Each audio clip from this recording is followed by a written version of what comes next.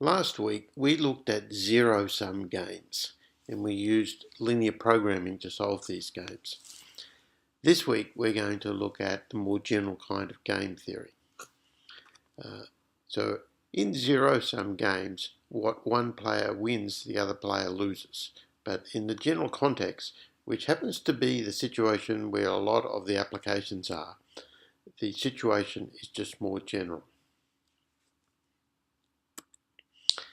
Now, when we had a zero-sum game, we looked at its payoff matrix, which was the matrix of wins for the first player corresponding to the different moves that the first and second player could make. In the general context, we have to have a table which gives the wins for the different players. So here, for instance, player 1 makes move 1 and player 2 makes move 1. Player 1 wins 0 and player 2 wins 0. The entries here are, respectively, the win for the first player and the win for the second player.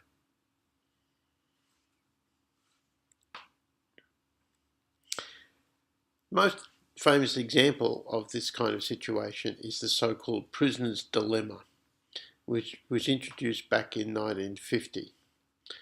And the idea is as follows. There are different formulations. This is the famous one as explained by Tucker, who was a professor at Princeton at the time and played a key role in the development of game theory. So two prisoners are interrogated separately for a crime that they allegedly committed, and they're told that if one of them confesses and the other does not, they'll get a reward and the other will get a heavy sentence. If they both confess, they'll be both sentenced, but it will be a reduced sentence. On the other hand, if neither confesses, they both go free. So logically, it's the best outcome for the prisoners is not to confess.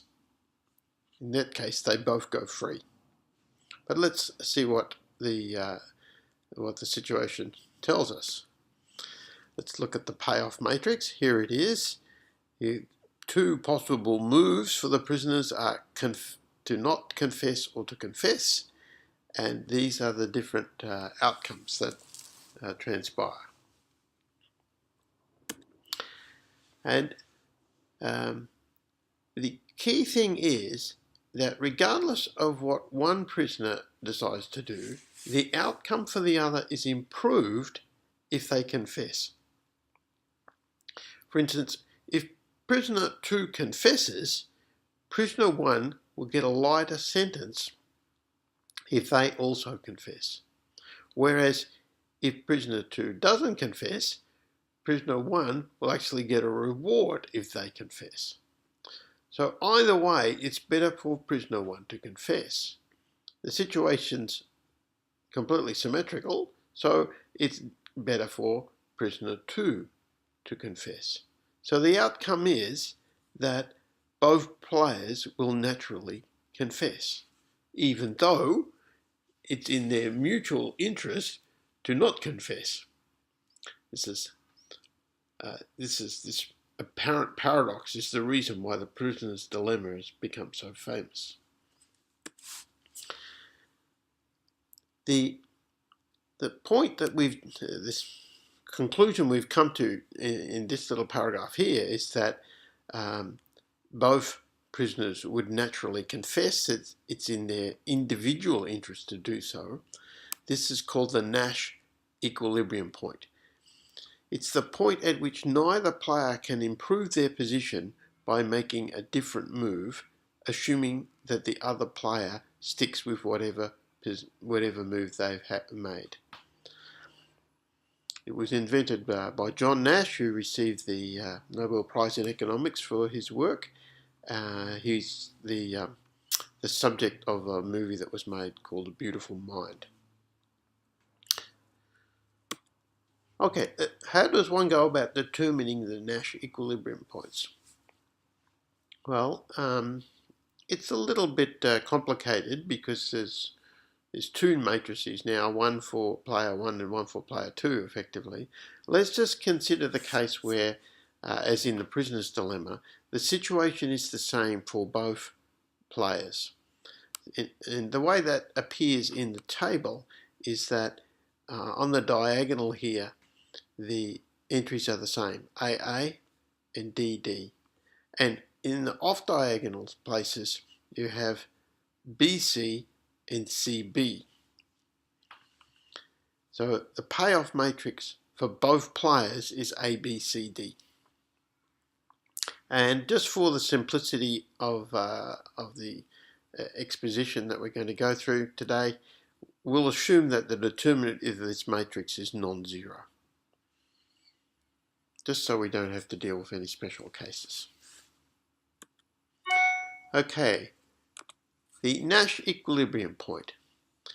Now, it could be that the Nash equilibrium point is a pure strategy for both players. And that's the case in the prisoner's dilemma. It could, however, be that it's a mixed strategy. That is, that it could be, depending upon the context, the player might choose to play move 1 with probability P1 and move 2 with probability P2, and similarly for player 2. And then the payoff for player 1 will be PAQ transpose.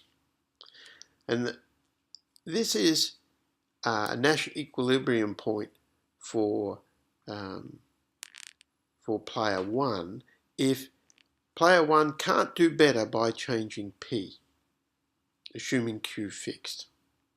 Now, if you think of this, AQ transpose is just a vector.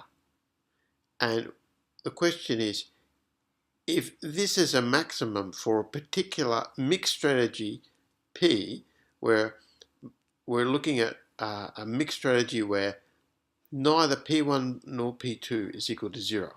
So they're both numbers somewhere strictly between 0 and 1. If PAQ transpose can't be increased, then it must mean that AQ transpose must be just some multiple of the vector 1, 1. That requires a little bit of thought. I suggest you get a pen and paper and work through that. Why is it that AQ transpose must be just a multiple of 1, 1? The answer is, well, if it isn't, then you could change P and get a higher value. So have a bit of a think about that. But let's just assume for the moment that this is true. If AQ transpose is equal to, say, lambda times 1, 1, then AQ is Q transpose is A inverse times lambda 1, 1.